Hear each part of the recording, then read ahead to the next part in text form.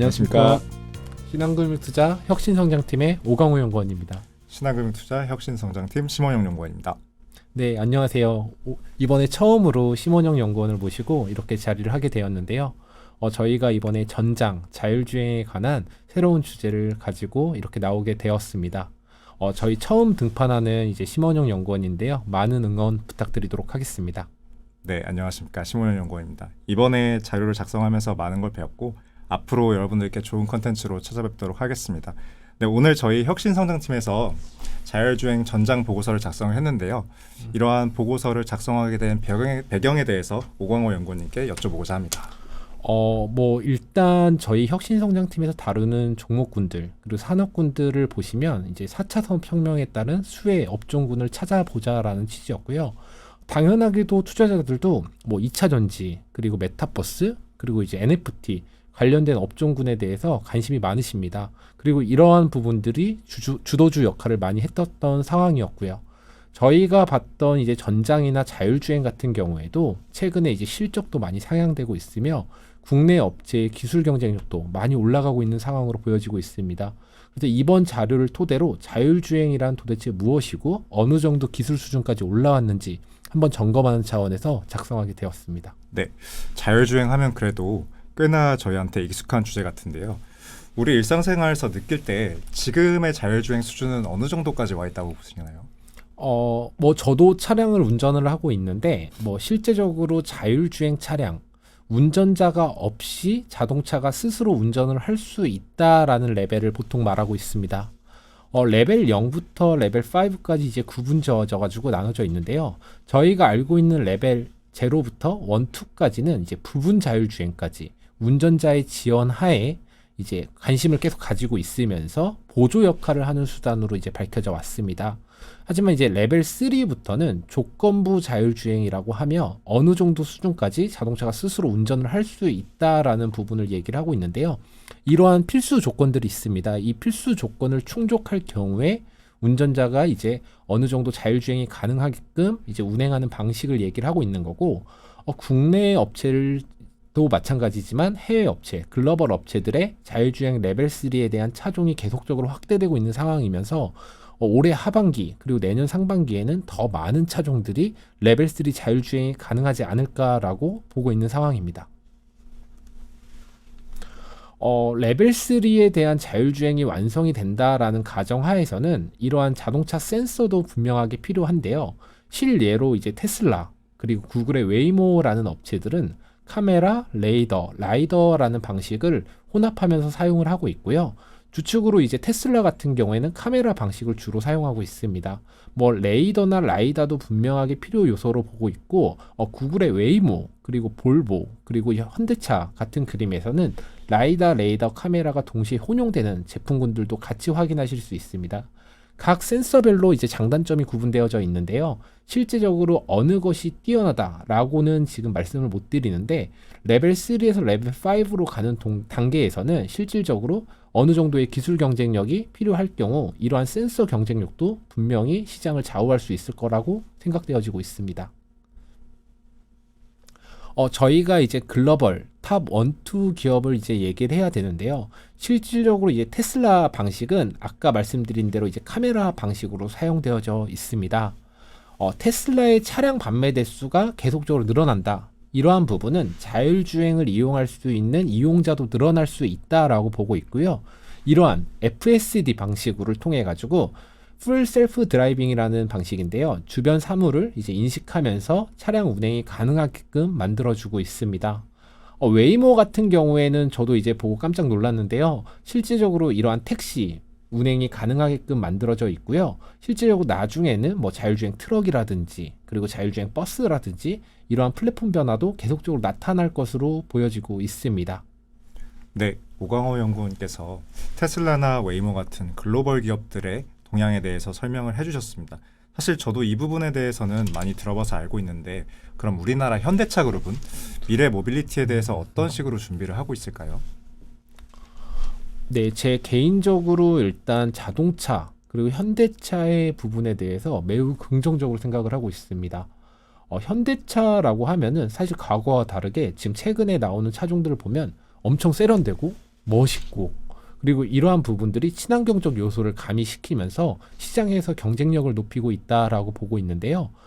작년 그러니까 2020년 때부터 계속적으로 말씀드렸던 EGMP 기반의 전기차의 확장 이러한 부분은 차종 내에 전장에 대한 확장도 분명히 나올 수 있다라고 보고 있고요. 이 기반 시스템을 발표로 이제 레벨 3 자율주행이 가능하게끔 만들어진 차량들도 분명히 늘어날 수밖에 없다라고 보고 있습니다.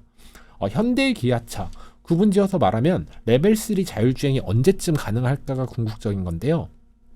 GV60 그리고 G90 차량에는 레벨 3가 가능하게끔 하는 차량 제어기가 탑재되어 있다라고 알고 있고요. 앞으로 나올 신차 부분에서도 그리고 자율주행 레벨 3에 대한 그 전기차 플랫폼 변화가 분명히 일어날 수 있다라고 생각이 되어지고 있습니다. 전기차가 아니더라도 전장 부분에 대한 확대를 통해서 자율주행도 동시에 성장할 수 있다라고 보고 있는 부분이 매우 긍정적인 상황이라고 보시면 될 것 같습니다. 네, 국내 현대차 그룹의 미래 모빌리티 전략까지 오강호 연구원 통해서 알아봤는데요. 그러면 저희가 기업뿐만이 아니라 정부 차원에서 일어날 수 있는 인프라 형성이라든지 혹시 그거에 관련된 동향을 좀 말씀해 주실 수 있을까요? 저희가 이제 약 한 80페이지 정도 되는 그 레포트를 작성하면서 느꼈던 점은 이러한 부분이 국내, 해외 기업들이 협업이 이루어지고 있고 이러한 협업을 바탕으로 상용화를 시키는데 가장 큰 필수 조건이 무엇일까라고 고민을 해보았습니다. 실제적으로 저희가 느꼈던 부분은 전기차 그리고 자율주행차 그리고 전장의 확대에 대한 필수 조건으로 봤던 것은 첫 번째는 이제 효율성이었습니다.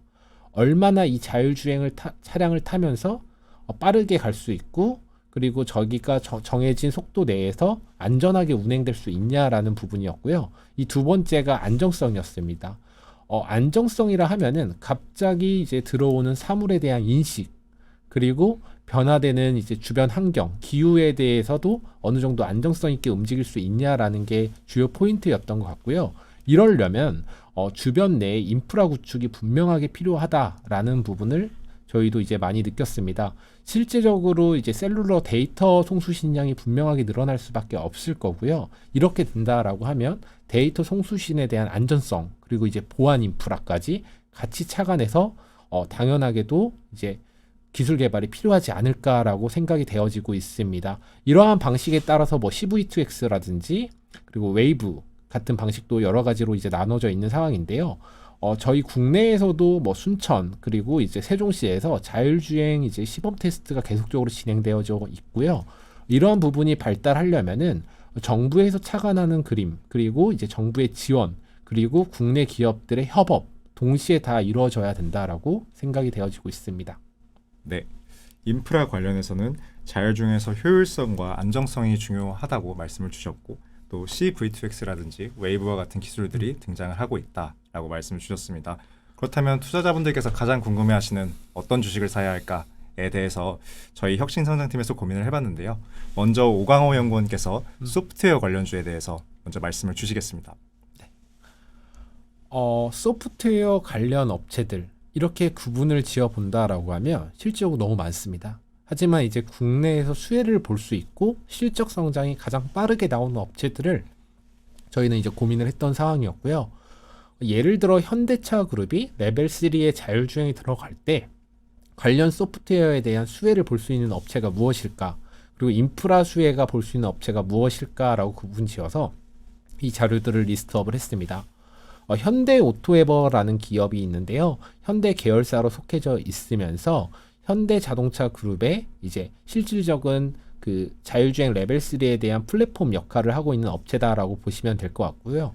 저희 표와 같이 사실상 이제 PER 기준으로 봤을 때 22년 올해 기준으로도 한 43배 정도 되고 있습니다. 이렇게 보신다면 지금 너무 많이 오른 거 아니냐라고 느끼시는 분들도 많을 텐데요. 글로벌 자율주행 소프트 플랫폼 업체들 같은 경우에 보통 이제 40배에서 50배는 기본적으로 받고 있는 상황이고요. 선두주자인 업체들, 뭐 테슬라나 이제 구글 같은 업체들은 당연하게도 다른 사업이 있긴 하지만 높은 밸류에이션을 유지하고 있습니다. 현대차가 이번에 파트너십으로 같이 인수 배경에 있었던 앱티브 같은 경우에도 동일하게 한 40배 정도 수준의 밸류에이션을 받고 있는 상황으로 보시면 될 것 같고요. 비싸다고 느끼기보다는 과거의 전기차 그리고 이제 뭐 메타버스 관련 업체들처럼 향후 3, 4년 뒤에 이제 레벨업을 할 수 있는 업체들한테 이러한 포지션은 당연하다라고 저는 개인적으로 생각을 하고 있습니다. 추가적으로 이제 오비고 커넥티드카에 대한 소프트 플랫폼을 납품하는 업체이고요. 지금 같은 경우에는 실적이 적자를 발생하고 있지만 올해 턴어라운드 가능성도 분명히 높게 보고 있습니다. 커넥티드카에 대한 플랫폼 변화는 당연하게도 늘어날 수밖에 없다라고 생각이 되어지고 있는 상황입니다. 이제 세 번째로 유니캐스트라는 종목이 있는데요. 실질적으로 에이다스에 대한 이제 기반 연구 개발도 한창 진행 중에 있고요. 실질적으로 실적 부분도 이제 내후년에 갈 때 레벨업이 가능하다라고 보는 업체입니다. 이제 마지막 종목 롯데정보통신이라는 업체가 있습니다. 앞서 말씀드렸던 업체들이 이제 밸류에이션이 높았다라고 가정을 하면 롯데정보통신 같은 경우에는 올해 기준 PER이 한 10배 수준으로 이제 정착되어 있는 수준이라고 보시면 될 것 같고요. 롯데정보통신이 10배밖에 못 받는 이유, 과거에 이제 그룹사 SI 부분에 대한 매출 비중이 높았기 때문에 시장에서 이제 높은 밸류에이션을 주지 않았던 것 같습니다. 하지만 이제 2021년 하반기에 있었던 메타버스 관련 업체인 칼리버스, 그리고 이제 전기차 충전 인프라인, 그리고 중앙제어라는 업체를 인수하면서 한 번 더 레벨업이 가능하게끔 밸류에이션이 리레이팅 될 수 있는 조건이 만들어졌다라고 보고 있고요. 자율주행 인프라 구축, 그리고 세종시의 이제 시범 테스트 구간에도 같이 이제 시장에 대한 레퍼런스를 쌓고 있는 상황이다 보니까 올해 내년에는 실적이 성장되어지면서 밸류에이션이 싼 종목으로 지금도 이제 투자 의견 매수를 계속적으로 유지하고 있는 종목이라고 보시면 될 것 같습니다. 저희가 이번에는 이제 차량용 소프트웨어 업체들을 이렇게 리스트업을 해서 말씀드렸었는데요. 소프트웨어만큼이나 이제 하드웨어 업체들도 분명하게 각광을 받고 있다라고 보고 있는 업체들이 많습니다. 저희 이 부분에 대해서는 저희 이번에 심원영 연구원이 한 번 더 자세하게 말씀드릴 수 있는 시간을 가져보도록 하겠습니다. 자율주행 전장 하드웨어 관련 기업들 말씀을 드리겠습니다. 먼저 세코닉스입니다. 세코닉스는 카메라 렌즈를 제조하는 업체인데요. 크게 두 가지 포인트로 보시면 될 것 같습니다. 먼저 전방 고객사의 스마트폰 물량 출하 증대입니다. 두 번째는 차량용 카메라 모듈 증가인데요. 이 차량용 카메라 같은 경우 스마트폰 카메라 대비해서 판가가 5배가 높을 정도로 수혜가 기대된다라고 말씀을 드리고 싶고, 세코닉스 같은 경우에는 전체 매출액에서 차량용으로 나가는 매출액이 60%인 만큼 앞으로도 전장화의 수혜에 조금 더 주목을 같이 해보시면 좋다라고 말씀을 드리겠습니다. 두 번째는 대덕전자입니다. 대덕전자는 많은 분들이 기판 업체로 잘 알고 계실 텐데요. 작년과 2020년, 2021년 2,700억 원의 총 투자 공시를 했는데 이 FCBGA라고 하는 고성능 기판에 대한 투자를 발표를 했습니다. 이 FCBGA 같은 경우에는 차량 ADAS 컨트롤의 카메라 모듈 프로세서 패키지로 들어갈 수 있는데요. 앞서 산업단에서 말씀을 드렸다시피 카메라는 테슬라 진영이든 비테슬라 진영이든 모든 업체들이 사용하는 방식으로서 그 업사이드가 크게 열려 있다라고 말씀을 드리고 싶고요. 세 번째는 캠트로닉스라는 회사입니다. 이 캠트로닉스는 화학과 전자산업을 영위하는 종합 제조업체인데요. 크게 두 가지 포인트로 또 접근하시면 좋을 것 같아요.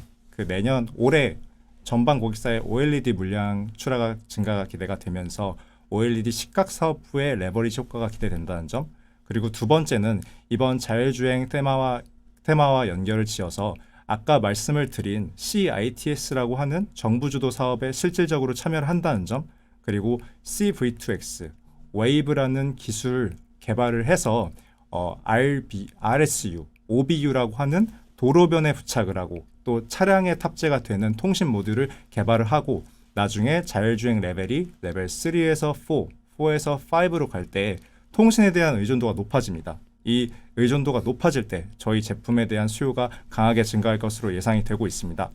마지막으로 해성DS입니다. 해성DS는 반도체 기판과 리드 프레임이라는 제품을 생산을 하고 있는데요. 점차 차량이 전장화가 되면서 반도체가 차량에 더 많이 탑재가 되게 되고 그에 따른 레버리지 효과가 해성DS는 충분히 누릴 수 있다라고 보고 있습니다. 작년 9월에 500억 증설 발표를 했는데요. 이 증설 효과가 올해 하반기에 본격적으로 반영이 되면서 실적은 더욱더 위로 열려 있다라고 말씀을 드리겠습니다. 그래서 오늘 종합해보면 CES에서도 많은 관심을 받았던 자율주행 전장에 대해서 살펴봤고, 오광호 연구원과 함께 저희 자료에서 작성했던 뭐 해외 기업 동향이라든지 아니면 현대차의 모빌리티 전략 그리고 인프라 전략까지 알아봤는데요. 혹시나 뭐 네. 투자자분들께 또 하고 싶으신 말씀 있으신지 아니면 꼭 이것만은 네. 기억하자라고 하시는 게 있으실까요? 자율주행 전장은 사실 이제 필수라고 생각이 되어집니다. 왜냐하면 저희가 이제 과거에 전기차가 정말 시장에서 성공을 할 수 있을까라는 이제 의구심에서 시작됐지만 현재는 이제 정말 많은 수량의 전기차들이 출시가 되고 있고 소비자들이 이제 선택을 하고 있는 상황인 것 같습니다.